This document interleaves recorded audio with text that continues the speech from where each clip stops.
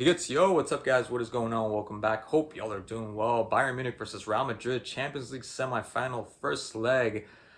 I wasn't even rooting for anybody going into this game, but I mean, the way Bayern were playing, especially in that first half, absolutely wanted Bayern to win. And it would just make for an interesting match going to Madrid because you can never count Madrid out. Never. Even in this game, as soon as they score the second goal, this ain't over. If there's two teams I could bet everything on, the barn on, that they're gonna come back, that they're comeback kings, it's Manchester City and Real Madrid. So this game wasn't done, but it would have been nice to see a win from Bayern, a 2-1, just to make the other game a lot more interesting. Now, I don't know, man. It could still be. Maybe Bayern turn up and they do something else, but I was expecting a win, especially the way they were playing in that first half. And to me, Kim and Jay just screwed everything up. He messed everything up with those two plays. It reminded me of Upamecano last season, where he had just a horrible. I can't remember what game it was or games. I think it was one game where he also dropped the ball. Huge letdown. He let the whole team down. But again, not even a minute into the into the game, and Leroy Sané with the shot. I mean, they I could feel Tuchel's frustration because you caught Madrid sleeping. You caught them off guard. Mazraoui, Kane, the space for Leroy Sané, and the kick. And to me, who was key there was Lunin. Lunin. At this point, like, why bring back Courtois? Honestly, you don't need Courtois. That's going to be interesting because Lunin is in excellent form. And by the way, I still back up Kepa. I think if had he been given a chance, I think he would have also came through. But Lunin right now, I mean, he's in great shape. No reason to switch him over to Courtois. And it wasn't just that save. The entire game, Lunin had a really good game. And right after that, within 7 minutes, another opportunity with Sane. A little bit uncomfortable in the position that he had it in, but there was a shot. It wasn't on target, but there was a shot. He was absolutely crazy in this game. Monster of a game. That shot, the switch. That, I mean, to me, that's what made it. I mean, just left Madrid completely baffled, having Jamal go to the left and Sane go to the right. And just the driving force and the shot. I mean, it was Rivaldo style. That was some Rivaldo shit. Beautiful goal. But the first half was just, again, onslaught after onslaught from Bayern. It was much like the Manchester City match against Madrid, except that instead of shifting ball left to right, this was just constantly going vertical for Bayern Munich.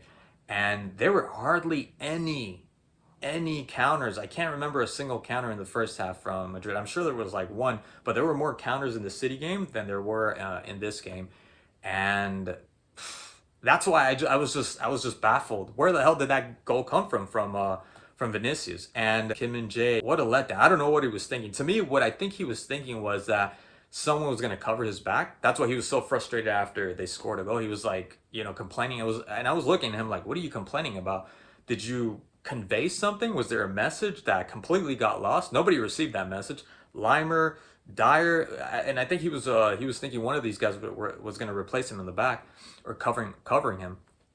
Nobody got that message. Left a huge gap for Vinicius to explore, and someone like Vinicius, you can't let them. You can't give him that much space. I mean, the way Vinicius is playing, also you can't. And somebody was saying Neuer should have gone to the ball. He should have anticipated the play. But I mean, with the speed that Vinicius has, it's kind of hard to be able to tell that you were going to get to the ball. It's not that easy. It's not that simple.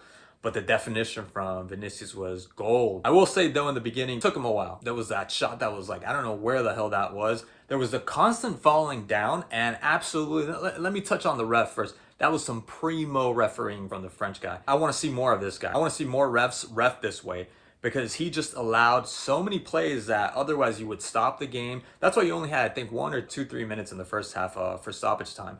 He did a amazing job at just letting the game flow and not believing any of Vinicius' little antics. He was man of the match along with Sane and Jamal and Vinicius for the 2 goals. The ref did absolutely amazing. Having said that, I know sometimes when you think that the play was inoffensive, it was innocuous, there wasn't really much to it, and you could end up getting hurt from that. I get that, but then there's also so many plays that nothing's happening and just keep the play going. There's no reason to stop that. And I absolutely loved the guy. He did a really good job. I don't want to take anything away from Toni Kroos in that goal. I forgot to mention that. What a pass. What a pass to Vinicius. What a pass. Even just looking at it from outside, it was like, how did you see that? I didn't see that. Like, I don't think many people saw that coming. Great pass from Tony Cruz. Jamal Musiala, also phenomenal game. He was just smoking Lucas Vasquez constantly. So was Leroy Sané in the first half. Lucas Vasquez, although I noticed he got way better from what I used to see him back in the mid 2010s, he doesn't belong in this team. I don't know who his agent is, but I want to ask him what his secret is to keep Lucas Vasquez so many years in this team. I know he's not originally a fullback, but even as a winger, I mean, he was horrible as a winger back in the day. And as a left back, again, he got better. And you could tell, he's had a lot of influence from Cristiano Ronaldo. A lot of his plays are Cristiano Ronaldo based. But Leroy Sané and Musiala got by him way, way, way too easily. And this is a guy that against City, I don't know if it was the first leg or the second leg, that had an incredible match. He was man of the match pretty much in that game. But Musiala had a phenomenal game. He had such a good game. Got the penalty, was able to create so many plays for Bayern Munich going up front, was taking everybody on. Leroy Sané was doing the same thing. Both had really good games. Limer was another one that was having a good game, not only defensively, but attack-wise as well. I mean, he was providing a lot of attacks, and he was entrusted to stay by himself as a pivot, which I absolutely loved. And I didn't think he had that capability to do so. So yeah, unfortunately, they lost. Again, for me, Kim and Jae was the sole reason that Bayern couldn't, and after such a good performance from them, again, I don't know what all the talk is that they're not informed, they're not playing that well, but because this game proved otherwise. They had a really, really good game. It was a different game. Of course, Champions League, you're gonna have a different outcome. But Kim and Jae was was the reason that they lost. I think in that play, I'm absolutely certain in that play against Rodrigo, had he just nudged them a little bit or not completely held on to him, I think Dyer was going to get the ball. He was going to go anywhere. Rodrigo was going to do anything with that play.